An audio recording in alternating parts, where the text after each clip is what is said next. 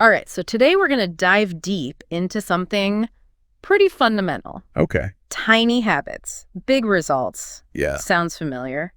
For sure. That's because we're tackling James Clear's Atomic Habits. Of course. Atomic Habits. It's a book that's made waves, and with good reason. Absolutely. And I think what we've done here is we've really tried to distill it down to like the real core pieces. Yeah. The stuff that you can use, to make changes. Yeah. Without feeling like, ugh, another self-help book. Right, exactly. Another one to the pile. Right, exactly. I think what really drew me to this book and what makes it stand out is the author's story. Yeah, I agree. I mean, just imagine, the guy gets hit in the face with a baseball bat. Oh, wow. We're talking medically induced coma. Oh, my goodness. Loss of smell. His eyeball actually popped out of its socket. Oh, that's horrible. Broken nose. Multiple facial fractures. Oh, geez. It took him 8 months just to drive again. That's something that reminds you about how fragile life can be. It really is. But what's so inspiring is he didn't let that stop him. And, he went on to become an academic All-American. Exactly. And it's not like some overnight miracle, right? It's this idea of small, consistent improvements day after day. Slowly building up. Yeah. And that experience, I think, really forms the foundation of this book's core message, right? Yeah. It's these seemingly insignificant changes done consistently can lead to remarkable outcomes. I like how he calls them atomic habits. Yeah, atomic habits. But, it's like building blocks. Yeah, like atoms are the building blocks of matter. Yeah, right? yeah. It's kind of like that, right? Exactly. These fundamental units of progress. Yeah. I love that. And his journey writing this book, I think, is another great example of that. Yeah, tell me about that. He started small, just publishing articles online back in 2012. Okay. Sharing his own experiences with habit formation. Right. Twice a week he was putting out content. And, slowly at first, his email list starts to grow. Right. And then it starts to grow exponentially. The power of compounding in action. Compounding, yeah. Love it. By 2018, his website's getting millions of visitors a month. Wow. Almost 500,000 people subscribe to his newsletter. Just from those simple steps. Right. Consistency. That's amazing. He actually quotes Naval Ravikant, who says, to write a great book, you must first become the book. I love that quote. And that's what James Clear did. Right. He embodies it. He lived these principles before sharing them with the world. Okay, so let's dive into one of the core ideas. Yeah. This concept of compounding, this incredible power of compounding. Yeah. I love how he describes habits. Yeah. As like the compound interest of self-improvement. It's a great analogy. It is, right. Yeah. It's like, those small games that you repeat consistently over time. Yeah. And how they multiply, in ways that are surprising, just like your investments. And it's so easy to overlook those tiny changes, right? It is, right. On any given day, it's like, okay, I did 1% better today or 1% worse. Doesn't seem like much, right? Doesn't seem like much, but when you zoom out, months, years, it's huge. Yeah, it really is. He's got this great visual in the book, Figure 1. Right. It shows that if you improve just 1% each day for a year, wow, you end up 37 times better. That's wild. Flip it around. Right. 1% worse each day for a year, and you're left with almost nothing. So it works both ways. Yeah, it's a double-edged sword. It is, and it's really a dramatic illustration of what our daily choices ultimately result in. Long-term consequences. Right, yeah. Now, what's interesting is this compounding effect. It doesn't just apply to personal habits, exercise or reading. Right. We're talking productivity at work, knowledge, relationships, all sorts of areas. Give me an example. Sure. Imagine you're consistently tackling just one extra small task each day at work. Okay. Doesn't seem like much in the moment, right? But over the course of your career, that adds up. Right. That's a lot. Like Warren Buffett's analogy. Oh, yeah. What's that? Knowledge is like compound interest. Oh, I like that. Every little bit you learn, you build on it. Built up over time. Connect new ideas to old ones. It all accumulates. Like a snowball effect. Exactly. Yeah. Relationships, too. Small, consistent acts of kindness. Okay. Really making an effort to connect those build strong bonds over time. It's those little deposits, those little positive interactions that really add up. Absolutely. Yeah. Now, let's be real. Building these habits, it's not always smooth sailing, right? Oh, of course not. There are going to be bumps along the way. For sure. The book talks about something called the Valley of Disappointment. Valley of Disappointment. You ever been there? I think we all have. You're putting in the effort, you're making those changes. Yeah. But the results, they're just not showing up like you expected. It can be super frustrating. Incredibly frustrating, and this is where a lot of people give up. They're like, what's the point? Right. But the key, and this is what the book really emphasizes, is to push through that valley and reach what he calls the plateau of latent potential. Plateau of latent potential. It's a mouthful, but it basically means habits. They need time to compound to deliver those significant breakthroughs. It's about trusting the process, you know? It is, being patient. Yeah, even when it feels like you're not making much progress. Okay, so we've got to push through that valley. You got to push through it. Yeah. Now, this next idea, it might challenge how you've traditionally thought about self-improvement. Okay, I'm interested. It's about focusing on systems, not just goals. Okay, so not just those SMART goals, those specific goals. Right. For so long, it's been all about setting those, SMART goals, specific, measurable, achievable. The whole 9 yards. Yeah, and while goals are important, they give you direction. Yeah. The book makes this really compelling argument that it's the systems you have in place that actually drive progress. Okay, so the systems are what get you there. The systems are the engine. Okay. The goals are like the destination. Right. Okay, that makes sense. The author himself, he used to approach habit change with this very goal-oriented mindset, setting targets for everything. But he realized that his achievements were far more a result of his daily routines, the processes he had in place, so the systems, than the specific goals he'd set. Interesting. And think about it. Right. Winners and losers often share very similar goals. Yeah, that's true. You know, we all want to be successful, healthy, happy. We want the same things. If goals were the only determining factor, we'd all be pretty much the same. Yeah, right. But the real difference lies in the systems. So the how, the process. The how, the process. Gotcha. And there's this other aspect of goal setting that I think the book touches on really well. Okay. It's how it can actually delay happiness. Oh, okay. Tell me more about that. We often fall into this trap of, once I achieve X, then I'll be happy. Oh, yeah. I've totally done that. We're constantly pushing happiness into the future. Right. It's always just out of reach. It becomes conditional on yeah. some future outcome. Okay, that makes sense. And goals can create this binary mindset, right? Yeah, like either I reach it or I fail. Either you achieve the goal, you're a success, right, or you fall short and you're a failure. Okay. But life rarely works out that neatley. Definitely not. There are always ups and downs. Right. There are many paths that can lead to a desirable outcome. Okay. And that's where this idea of goalless thinking comes in. Goalless thinking. Okay. It's not about abandoning goals altogether, but shifting the focus to continuous improvement. Okay. And a deep commitment to the process. So it's about the journey. It's about enjoying the journey, right? Yeah, the journey of getting better each day. Exactly. Okay, I like that. And when you're struggling with a bad habit, the book argues. Okay. It's often not because you lack willpower or desire to change. Right. It's because you have the wrong system in place. The wrong system. If you're constantly failing to stick to a new routine, the problem might not be you. Yeah. It might be the system. Interesting. All right, let's do a quick recap. All right, let's recap. Habits, the compound interest of self-improvement. Right. They can work for you, they can work against you. Powerful but double-edged. Exactly. Those small changes, they might seem insignificant at first, but their most powerful effects are delayed. We got to be patient. Patience is key, an atomic habit. Okay. It's a small part of a larger system. Right, the system. And here's the big takeaway. Give it to me. You don't rise to the level of your goals, you fall to the level of your systems. You fall to the level of your systems. Powerful stuff. That is. Now, let's talk about something really interesting. Okay. The connection between your identity and your habits. Identity and habits. Interesting. The book argues that the strongest, most sustainable motivation comes when a habit becomes deeply intertwined with who you believe yourself to be. So it becomes part of your identity. Part of your identity. Okay. There's this great story in the book. Okay, I love stories. About a guy named Clark.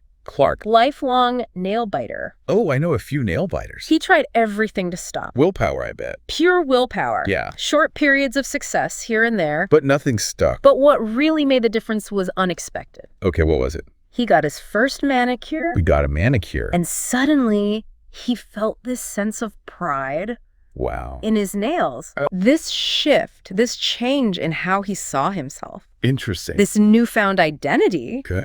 that's what made the habit change stick. Wow, that's powerful. And what's really insightful here is this two-way relationship between habits and identity. Okay, so it's not just one way. It's not just one way. It's a two-way street. Every action you take Okay. is a vote for the kind of person you want to become.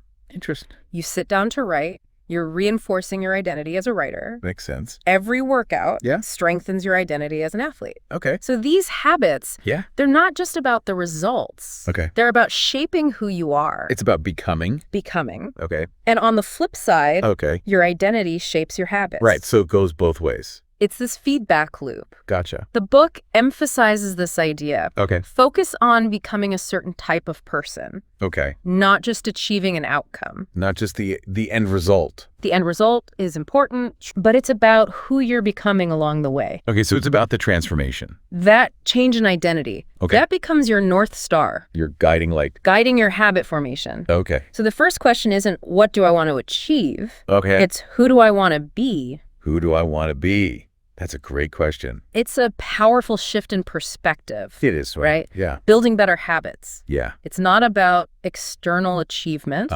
finding clever life hacks. Right. It's deeper than that. It's about evolving as a person. It's about personal growth. The book argues that the real power of habits lies not just in the results they produce, but in their ability to change your beliefs about yourself. Your core beliefs about yourself, that's huge. That's the real transformation. Okay, so how do we actually, put this into practice? Well, the book offers this really practical framework. Okay. The 4 laws of behavior change. 4 laws of behavior change. And the first law. Okay, hit me.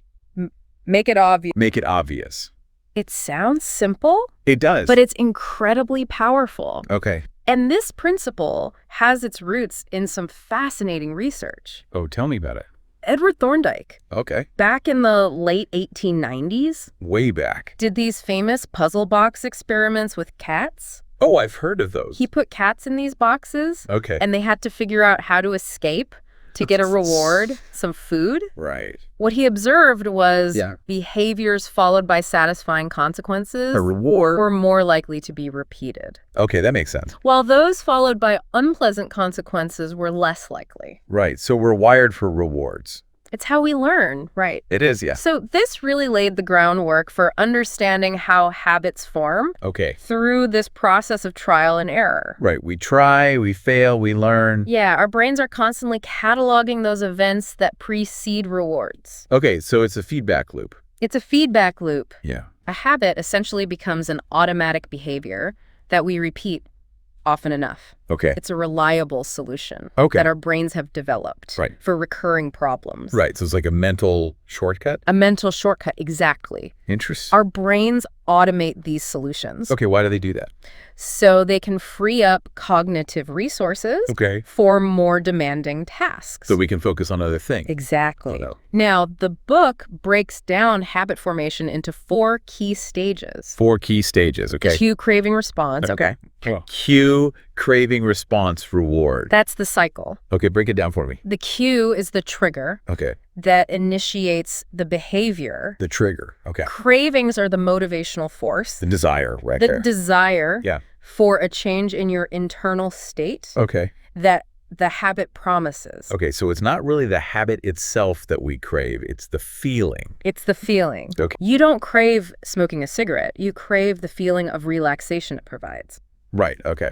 The response is the actual habit itself. Okay. The action you take. The action. And the reward is the satisfying consequence that reinforces the entire loop. Okay, so the reward makes you want to do it again. It makes you want to do it again. Gotcha. And this is important. What you're craving isn't the habit itself, but the feeling it delivers. Right, like we were saying. You're not motivated by the act of brushing your teeth. Okay. You crave the feeling of a clean mouth. Right, the feeling. Every craving is linked to a desire to change your internal state. Okay, that's interesting. So give me some, real life examples. Sure, your phone buzzes. Oh, okay, that's the cue. That's the cue. Okay. Creates a craving to know who messaged. Right. So you grab your phone, the response and the reward, satisfying your curiosity. Makes sense. Or feeling stressed by an overwhelming inbox. Oh, yeah, I know that feeling. That's the cue. Okay. Leading to a craving to feel a sense of control. Right. Like you got to do something. So you might bite your nails. Okay, that's the response. The response, the reward. Yeah.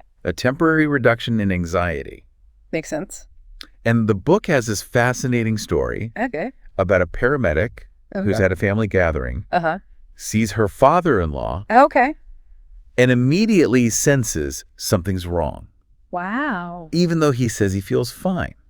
Interesting. It really highlights our brain's ability to pick up on subtle cues. Subconsciously almost. Often subconsciously. Yeah. And here's the challenge. The cues for our well-established habits, they often become invisible over time. Invisible? The snacks on the counter, the TV remote. Right, the phone in your pocket. They're so ingrained. Yeah, you don't even think about it. We don't even think about it. Right. That urge to act, it feels like it comes out of nowhere. Yeah, it's just automatic. So becoming aware of those cues. Yeah. That's the crucial first step. Awareness. Yeah. And this is where that Carl Jung quote comes in. Oh, yeah, the famous one. Until you make the unconscious conscious, it will direct your life. And you will call it fate. It's like you're on autopilot. Autopilot. Yeah. So how do we combat this invisibility of cues? Give me some strategies. The book offers some really practical ones. Okay, good. One is called pointing and calling. Pointing and calling. Sounds a little strange. It does, yeah. But it's used in Japan. Okay. And by the MTA subway system in New York City to reduce errors. Okay. So how does it work? You literally point at something and verbally state what it is. You're like engaging multiple senses. Multiple senses, it increases your awareness. Okay. Imagine a train conductor pointing at a signal saying signal is red. Signal is red. It sounds simple, but it's been shown to dramatically reduce errors. Well, how much? Up to 85% in some settings. That's incredible. Even the point-only version. Just the point. Just the pointing. Used in the NYC subway. Led to a significant decrease in incorrectly berthed trains. Wow. So it really works. It forces that non-conscious habit into conscious awareness. Gotcha. Another powerful technique is using implementation intentions. Intentions, okay. This was demonstrated in a British study on exercise. Okay, tell me about it. They had 3 groups. 3 groups. One group just tracked their exercise. Okay. Another group tracked and read motivational material. Okay. But the third group, they did all that. Okay. Plus, they formulated a specific plan. Okay, what kind of plan? During the next week, okay, I will partake in at least 20 minutes of vigorous exercise. Okay. On this day, at this time, in this place. Very specific. Very specific. Yeah. The results, yeah, first 2 groups, around 35 to 38% exercised. Okay. The implementation intention group, 91%. 91%, wow. The power of a concrete plan. It's amazing. The book gives this simple formula. Okay. I will behavior at time in location. I will behavior at time in location. Exactly. I like it. It's easy to remember. Easy to remember. Yeah. And to build new habits on top of existing ones, there's this concept called habit stacking. Habit stacking. Learned from Stanford professor B.J. Fogg. Okay. The formula is pretty straightforward. All right, let's hear it. After current habit. I will new habit. I will new habit, okay. Like anchoring those new desired behaviors. To routines you already have in place. So you don't even have to think about it. You don't have to think about it. Okay, give me an example. Morning routine, you get up, you make your bed.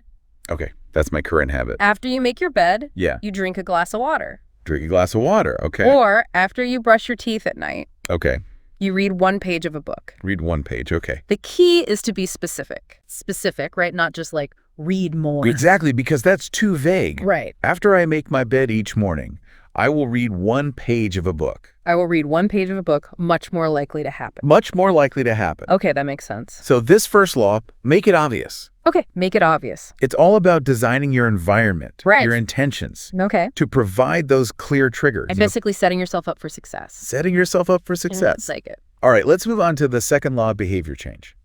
Okay, second law. Make it attractive. Make it attractive, all right. This principle taps into the power of desire.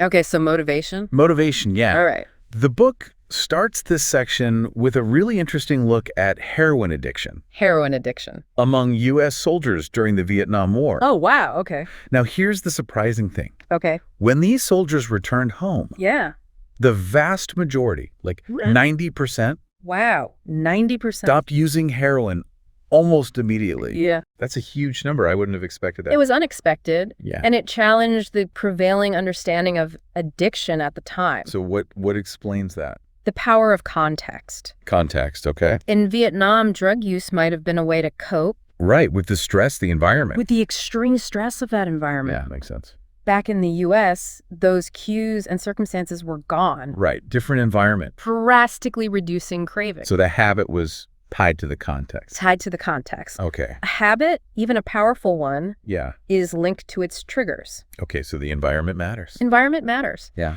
This leads to the idea of supernormal stimuli. Supernormal stimuli, okay. In the animal kingdom, these are exaggerated versions of natural cues. Okay, like what? Think of a goose. Okay. Trying to incubate a ridiculously oversized egg. Okay. Ignoring its own eggs. Wow. Yummy. And humans, we're just as susceptible. Really? Especially when it comes to food. Oh, food, yeah. The modern food industry has engineered products. Incredibly high in salt, sugar, fat. Yeah, it's designed to be addictive. Way beyond what our ancestors would have encountered. Right. It hijacks our craving. Hijacks those cravings, and it leads to overeating. I can see that. The book talks about the bliss point. Bliss point, what's that? It's that perfect combination of ingredients that maximizes palatability. So it makes it super tasty. Super tasty, super attractive. Okay. Now, the key player in all this attractiveness. Okay, who's the culprit? Dopamine. Dopamine, the feel-good chemical. Right. For years, we thought it was just about pleasure. Okay. But it plays a crucial role in anticipation. Anticipation, okay. Dopamine levels spike. Yeah. Not just when you experience pleasure, but when you expect a reward. So even before you get the reward. Think about a gambler. Okay. Getting a rush of dopamine before they even know if they've won. Okay, yeah, the anticipation. And this anticipation is what makes cues so powerful. Makes those cues so powerful. Our brains learn to associate certain cues with future rewards, making the habit itself more attractive. Okay, so the cue becomes linked to that dopamine rush. Exactly. You always have.